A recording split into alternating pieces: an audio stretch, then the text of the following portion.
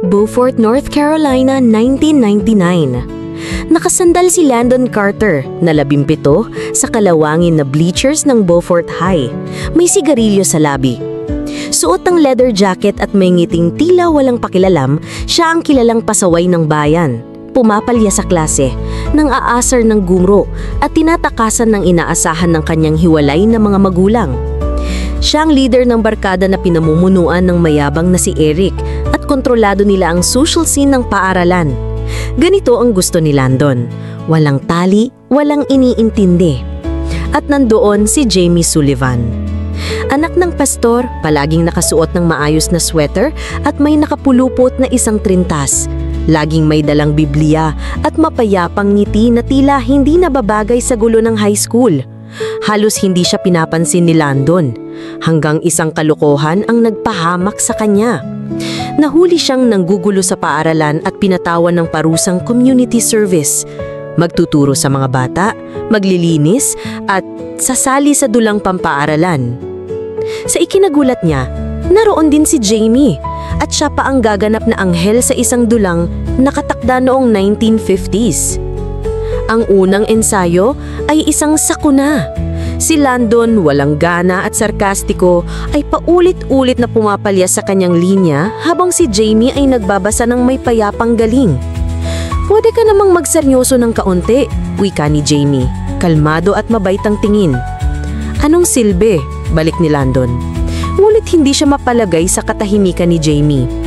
Kinagabihan, habang naglalakad pauwi sa ilalim ng matatandang puno ng oak, narinig niya si Jamie na marahang umaawit ng himno. Malambot at dalisay ang tinig nito.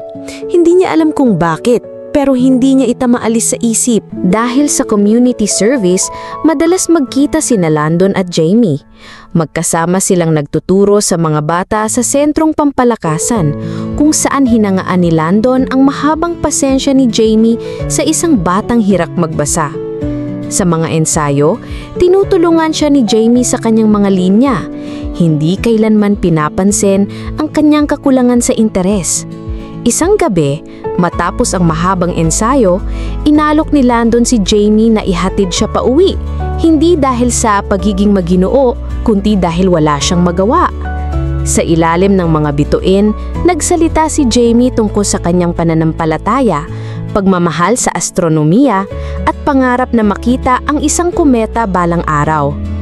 "May plano ang Diyos sa lahat ng bagay," ani Jamie. Napailing si Landon, ngunit nakinig siya, naaakit sa tahimik na paniniwala ni Jamie. Naging rutina ang kanilang mga paglalakad.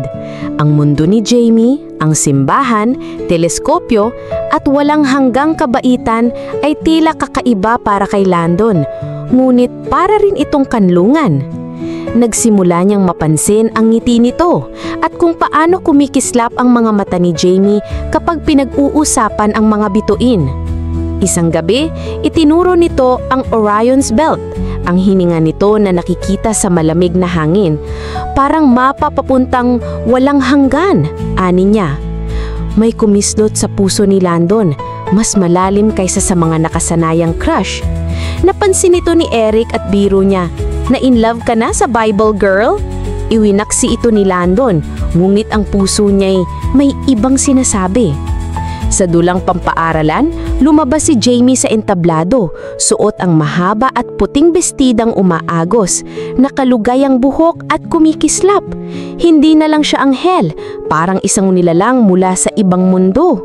Napasinghap ang audience at si Landon, nagaganap bilang kasintahan ng karakter ni Jamie, ay nakalimutan ng kanyang linya, tulala rito. Sa backstage, nasabi niya bigla, "Ang ganda mo!" Namula si Jamie, ngunit malungkot ang ngitit, tila may mabigat na lihim na dala. Tuluyan nang nahulog si Landon. Iniwan niya ang barkada, binaliwala ang kantiyaw ni Eric tungkol sa pagiging malambot. Madalas siyang makitang kasama ni Jamie sa bahay nito, kung saan pinagmamasdan siya ng maingat ng ama nitong si Reverend Sullivan. Ngulit pinayagan naman ang kanilang pagkakaibigan. Gumawa si Landon ng teleskopyo bilang regalo para sa kaarawan ni Jamie. Pinagsama-sama mula sa mga lumang piyesa at pag-asa. lahat upang makita niya ang ngiti nito. Nang ipakita niya ito kay Jamie, niyakap siya nito at pakiramdam niya'y napanalunan niya ang buong mundo. "Mahal kita," bulong niya. Ikinagulat maging siya. Napaluha si Jamie, ngunit hindi bumalik ang sagot. Sa halip, mahina nitong sinabi, "Pangako mong magiging mabuti ka, Landon." Mabilis dumating ang katotohanan. Isang gabi, huminto si Jamie sa paglalakad sa ilalim ng mga punong oak. Nanginginig ang mga kamay niya. "May sakit ako," sabi niya. "Leukemia. Matagal na akong nasa remission. Pero bumalik ito. Wala na akong gaanong panahon." Bumaliktad ang mundo ni Landon. Gusto niyang sumigaw, ayusin ang lahat, pero pinatahimik siya ng payapang pagtanggap ni Jamie. "Hindi ko sinabi agad kasi gusto kong makilala mo ako, hindi ang sakit ko," bulong nito. Niyakap niya ito ng mahigpit, luha ang nangakong mananatili sa tabi niya. Ginawa ni Landon ang lahat upang maging makabuluhan ang mga araw ni Jamie. Dinala niya ito sa hangganan ng estado para makatayo sa 2 lugar ng sabay. Isa sa mga simpleng pangarap ni Jamie. Sumayaw sila sa ilalim ng mga bituin. Ang payat na katawan ni Jamie nakasandal sa kanya. Binasa nila ang Biblia ng magkasama, hindi dahil naniniwala si Landon, kundi dahil ito ang mahalaga kay Jamie. Nagsimulang lumambot ang puso ni Reverend Sullivan. Nakitang tunay ang pag-ibig ni Landon, ang bayan na datay may pagdududa ay tumulong din. Nahikayat ng kanilang pagmamahalan. Isang gabi, inabot ni Jamie ang Biblia ng kanyang ina kay Landon. Mahina ngulit malinaw ang tinig. "Ikaw ang himala ko," sabi nito. "Pinaramdam mo sa akin na buhay ako." Ilang linggo matapos noon, tahimik siyang namaalam sa ilalim ng langit ng Beaufort. Nakatayo si Landon sa kanyang libingan, katabi ang teleskopyo habang kumikislap ang Orion sa kalangitan.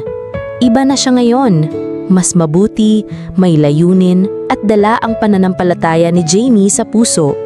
Makalipas ang ilang taon, bilang isang estudyante ng medisina, bumalik si Landon sa Beaufort.